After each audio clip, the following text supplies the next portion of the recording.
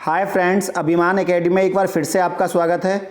और क्योंकि 69,000 शिक्षक भर्ती में एक बार फिर से पीएनपी ने सबको चौंकाते हुए और 3 नंबर सबको पीएनपी की गलती से बांटे गए और छात्रों में निराशा और शोक। जिन छात्रों का एकेडमिक नंबर अच्छे हैं वो हर्ष से भरे हुए, मन प्रसन्न, कुछों को दुखी और कुछों को खुश करते हुए पीएनपी ने आपका रिजल्ट आपके सामने दिया हुआ है। जहां पर आप देख रहे हैं जनरल के बहुत सारे छात्रों के कमेंट आ रहे हैं, सर हमारे इतने नंबर हैं। अब 66 वाला 62 वाला नंबर वाला छात्र भी अपने आप को सेफ नहीं मानकर चल रहा, या एक बच्चा 105 110 नंबर लाकर भी परीक्षा में, और कहीं ना कहीं उसके मन में रोष है पीएनपी के प्रति। तो ये जो मेधावी छात्र हैं उनका कहीं ना कहीं उनको मानसिक प्रताड़ना दी जा रही है चारों तरफ से। और वीडियो बनाने में भी मुझको बड़ा अंदर से रोष है, क्योंकि बच्चे बहुत तरह की कमेंट कर रहे हैं और फ़ोन करके पूछ रहे हैं बच्चे। तो कहीं ना कहीं उन छात्रों के प्रति मेरे मन में और पीएनपी के प्रति मन में बहुत ज़्यादा गुस्सा, जिसमें आप देख रहे हैं कि जनरल के जो छात्र हैं, जनरल के छात्र 36,614 पास हो गए और ओबीसी के 84,868, एससी के 24,308, एसटी के 270। और इसमें जिसमें प्रशिक्षण पाठ्यक्रम के आधार पर उत्तीर्ण छात्र अगर देखे जाएं, ये तो आप सब कुछ देख चुके होंगे खैर, क्योंकि जो बच्चा कितनी सारी किताबें पढ़ता है वो 24 घंटे एक एक सेकंड में ये देखता है हमारा रिजल्ट पता नहीं कब आ जाए, कब कोई अच्छी सूचना मिल जाए। और 1.5 साल बीतने के बाद भी अगर आपके सामने इस तरह की बातें आती है तो मन में कहीं ना कहीं दुख होता है। और यहाँ डीएलएड वाले 38,610, शिक्षा मित्र 8,018। शिक्षा मित्रों की भी बड़ी मेहनत है। मैं इतना समय गुजारने के बाद और इतने संघर्ष के बाद यदि इतने शिक्षा मित्र यदि पास होते हैं तो मैं सबको नमन करता हूँ अपनी तरफ से। उनका बहुत बहुत क्या कहेंगे, उनका पीएनपी के तरफ, पीएनपी के खिलाफ उन्होंने खड़े होकर और 8,018 पास होकर अपने आप को दिखा दिया कि हम अनुभव और ज्ञान के भंडार हमारे पास है। और जो शिक्षा मित्रों के नंबर कम है हमेशा वही सुप्रीम कोर्ट या हाई कोर्ट बार बार भागकर पहुंच जाते हैं। तो कहीं ना कहीं ये दिक्कत है, क्योंकि मैं हमेशा ही मेधावी छात्रों के साथ रहा हूं। तो जो मेधावी छात्र इस परीक्षा में मेहनत करके यहाँ तक आए हैं उनको मैं वीर मानता हूँ कहीं ना कहीं, क्योंकि अब युद्ध नहीं होते, अब कलम के युद्ध हैं। और जो कलम के युद्ध में जीतता है वही असली वीर कहलाता है।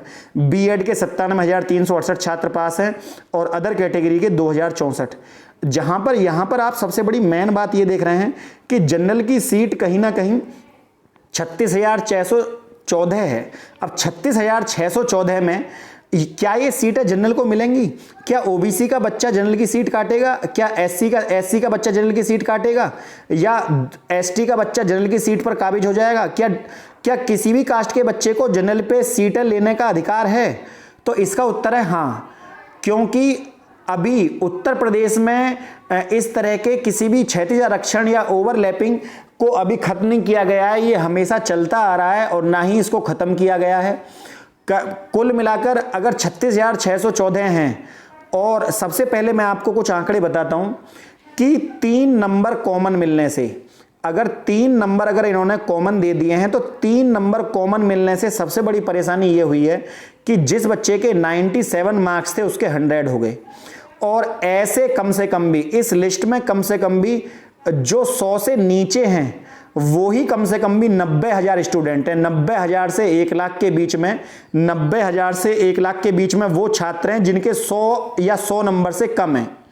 ज्यादा से ज्यादा 101 से नीचे कह सकते हैं आप। 101 से नीचे 1 लाख बच्चे हैं। अब 101 नंबर से नीचे 1 लाख बच्चा है अगर, और 60-65 के लिए आप केस लड़ रहे हैं कि हम पास होंगे या नहीं होंगे, तो कहीं ना कहीं प्रॉब्लम खड़ी होती है जनरल वाले छात्र के लिए। क्योंकि इसकी सीट को कौन नहीं काटेगा? जनरल की सीट को जो मेधावी छात्र हैं, अब कोई बच्चा बीटीसी करे हुए है तो जो छात्र बीटीसी करे हुए है उसका एकेडमिक अच्छा होगा, क्योंकि उसने बीटीसी एकेडमिक के आधार पर करी है। अब कहीं ना कहीं 2 बात और होती है, एक बच्चा यूपी बोर्ड का पढ़ा हुआ है और एक बच्चा सीबीएसई बोर्ड का पढ़ा हुआ है। तो सीबीएसई और यूपी बोर्ड के पढ़े हुए में जमीन आसमान का अंतर है। कल्याण सिंह के टाइम पे अगर यदि किसी ने 2004-2006 में 2005 में यदि किसी ने उस दौरान सन 2002 से और 2006 के बीच में भी यदि किसी ने अपनी शिक्षा ग्रहण करी है, 10वीं 12वीं करी है, तो उसकी परसेंटेज 10वीं में ज़्यादा से ज़्यादा अगर उसकी फर्स्ट डिवीजन आई तो 62% होगी। अब एक वहीं सीबीएसई बोर्ड का बच्चा आराम से 82% ले आता है, तो इनके एकेडमिक का क्या जोड़, एक को मिले 6.2, एक को मिले 8.2, तो 2 नंबर का आंकड़ा यहीं फेल हो गया। अब 10वीं में 2 नंबर, फिर 12वीं में 2 नंबर, फिर ग्रेजुएशन में 2 नंबर, फिर कहीं ना कहीं आगे भी वो बच्चा, यूपी बोर्ड का ज़्यादातर बच्चे बीए करते हैं, तो ऐसे बच्चे की एकेडमिक क्या बनेगी, उसका एकेडमिक को क्या आधार माना जाएगा। कहीं ना कहीं एक बच्चा जो 104 नंबर से भी ज़्यादा लेकर आया है या 110 नंबर भी नंबर लेकर आया, 104 से 110 नंबर के बीच में जो बच्चे नंबर लेकर आए हैं, ये फाइट में जहां ऊपर चल रहे थे, पीएनपी ने 3 नंबर कॉमन के फ्री के बांटकर इन बच्चों को समस्या खड़ी कर दी है। शायद इनको आज रात नींद भी आए या ना आए, क्योंकि 104 से 110 वाला बच्चा फ़ोन करके ये पूछ रहा है सर हमारा नंबर आएगा नहीं आएगा। तो मैं सबसे पहले आपको ये बता दूं कि अगर एकेडमिक ना होती तो सबसे पहले चुनाव इन बच्चों का होता जो 104 और 110 नंबर लेकर आए हैं। और इतनी मेधावी छात्र, अब कुछ बच्चे इटावा अलीगढ़ की छात्र, यहाँ बहुत सारे क्षेत्र हैं, मैं नाम ना लेना चाहूँगा, कुछ जगह ऐसी हैं जहाँ पर नकल चलती है। इन नकल वाले क्षेत्रों से कुछ छात्रों ने अपनी 10वीं 12वीं की परीक्षा ग्रहण करी है, शिक्षा ग्रहण करी है। वहाँ नकल वाले क्षेत्र में से 80% नंबर लाना बहुत आसान है। एक बच्चा मेहनत से 60% नंबर लेकर आता है, तो कहीं ना कहीं वो मूर्ख बच्चा जो 10वीं में या कहीं ना कहीं जो मेधावी हैं, मैं उनकी बात यहाँ पर नहीं कर रहा हूँ, मैं उन बच्चों की बात कर रहा हूँ जो कहीं ना कहीं शिक्षा, अब कोई गरीब परिवार का बच्चा है तो अपने बच्चे को सीबीएसई बोर्ड में किस तरह पढ़ा पाएगा। वो सरकारी स्कूल में उसका दाखिला कराएगा तो कहीं ना कहीं उसकी शिक्षा में वो परसेंटेज नहीं हासिल कर पाता वो छात्र, ना ही वो ट्यूशन ले पाता है, उसकी एकेडमिक स्तर उसका गिर जाता है। लेकिन अब वो मेहनत करके, संसाधनों का प्रयोग करके, अब वो परीक्षा में यदि 110 नंबर लेकर आए और 110 नंबर लेकर लाने के बाद भी उसका सिलेक्शन सुनिश्चित ना हो, तो हमारे देश में शिक्षा को मिलने वाले जो अध्यापक हैं, ये उनके साथ क्या कहेंगे, एक दोषपूर्ण व्यवहार है उनके साथ, एक रॉन्ग बिहेवियर है ऐसे बच्चे के साथ जो 110 नंबर लाकर भी परीक्षा में बाहर निकल जाएगा। तो कहीं ना कहीं मैं पीएनपी से बहुत नाराज हूँ कि उन्होंने इस तरह के बच्चों को एक वीडियो, एक ऑडियो बहुत वायरल हो रही है सचिव की, जिसमें सचिव ये कह रहे हैं कि मेरे हाथ में नहीं है कॉमन नंबर देने, ये हमारी टीम होती है उनके हाथ में है।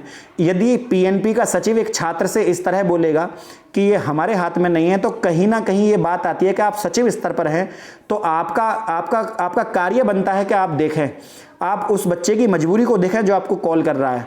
कहीं ना कहीं उसके नंबर बहुत ज़्यादा रहे होंगे तभी वो आपको इतनी हिम्मत जुटा पाई होगी, वरना अधिकारियों से बात करने में छात्र डरता है।